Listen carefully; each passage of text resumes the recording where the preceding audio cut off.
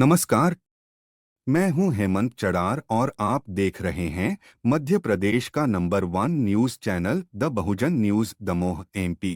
महाबोधि महाविहार बोधगया की मुक्ति के लिए राजद विधायक सतीश दास की आवाज बुलंद। बिहार विधानसभा में राष्ट्रीय जनता दल राजद के विधायक सतीश दास ने महाबोधि महाविहार बोधगया की मुक्ति को लेकर बेबाकी से अपनी आवाज बुलंद की।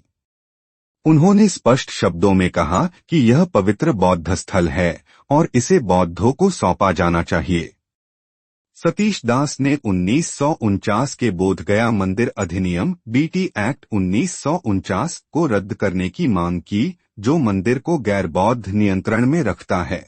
इसी वजह से, इसी प्रताड़ना के वजह से 14 अक्टूबर 1956 को बाबा साहब ने बौद्ध धर्म को अंगीकार किया और बोध गया महाविहार जो बीटीएमसी एक्ट 1949 जो बना वो आज भी कार्यरत है, जिसके तहत उसमें 4 बौद्ध लोग होंगे, 4 हिंदू लोग होंगे और जिला पदाधिकारी जो हिंदू होगा उसके पदोन्नत है। 1 मिनट और आपके पास है महोदय।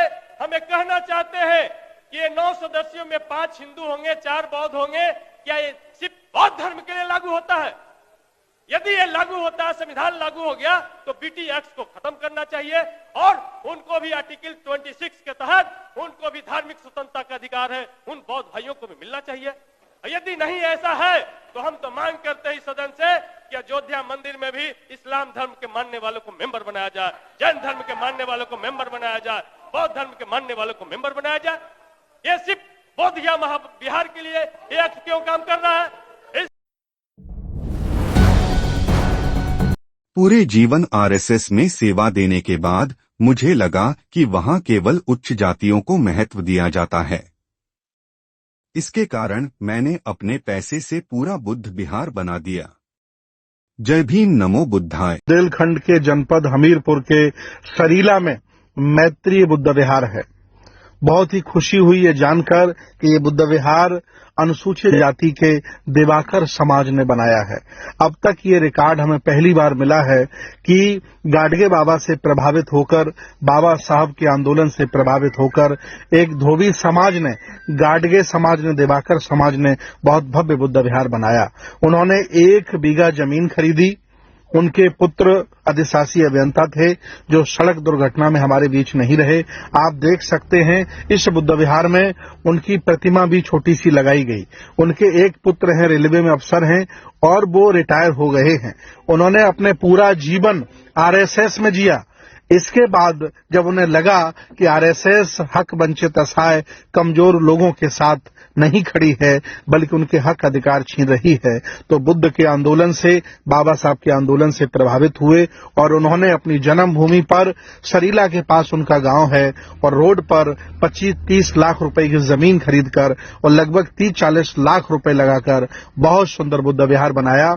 यहाँ बौद्ध भिक्षुओं के रहने का स्थान है, लाइब्रेरी है, बहुत बड़ा हॉल है, बहुत अच्छा किचन है, लैट्रिन बाथरूम है। लगभग यहाँ एक साथ 200 लोग बैठ करके धम्म देशना सुन सकते हैं। ये बहुत ऐतिहासिक क्या कार्य हुआ।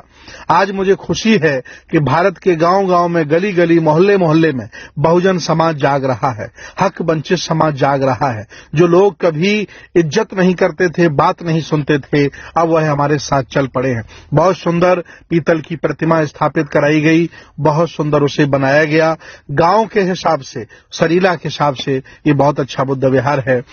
पूरे बुंदेलखंड के लोग यहाँ आते हैं, हर साल यहाँ आयोजन होता है। धीरे धीरे गांव-गांव में बुद्ध और बाबा साहब पहुंच रहे हैं। आज मैं भी अपनी टीम के साथ यहाँ पहुंचा, मुझे बहुत अच्छा लगा, बहुत खुशी हुई और मैं धन्यवाद दूंगा उस परिवार को जिसने इतना बड़ा ऐतिहासिक कदम उठाया, विरासत बनाई। बुद्ध विहार अकेला बुद्ध विहार नहीं है, यहाँ पुस्तकालय भी है, भिक्षु निवास भी है। लोग पूरे देश के आते रहते हैं और धम्म की देशनाएं सुनते रहते हैं, धम्म से जुड़ते रहते हैं। मैं भी पहुंचा, हमसे मिलने के लिए आसपास के लोग आ गए और लोगों से मिलकर बड़ी खुशी हुई कि बुद्ध की विचारधारा, उनका दर्शन बढ़ रहा है। जिस व्यक्ति ने ये बुद्ध विहार बनवाया है वह प्रकृति प्रेमी है। आसपास बहुत सुंदर पौधे लगाए, चारों तरफ हरा भरा बनाया और बहुत सुंदर डिजाइन कराया। ऐसे बुद्ध विहार भारत के गांव-गांव में होने चाहिए। Subscribe the Bahujan news and like this video.